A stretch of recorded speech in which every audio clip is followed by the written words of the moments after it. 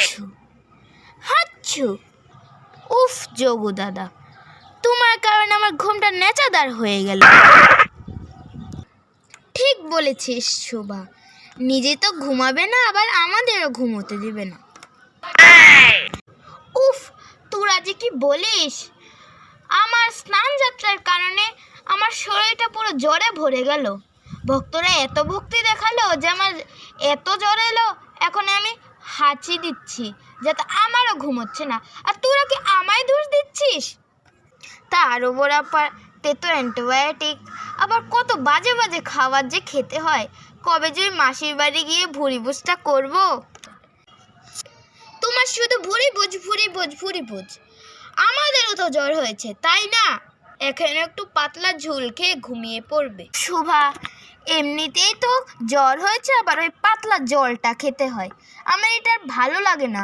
তুই আমাকে আর এই জলটার নামও মুখে নিবি না। কবে যে রথটা আসবে, মাসির বাড়ি যাব। আমি আর দাঁড়িয়ে থাকতে পারছি না। তুই দাঁড়িয়ে কোথায় রয়েছিস? মাত্র তো ঘুম থেকে উঠে বসলি।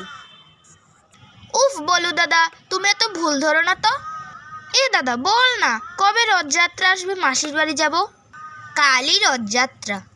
আমরা 7 দিন মাসির বাড়ি যাব, কত যে আনন্দ করব।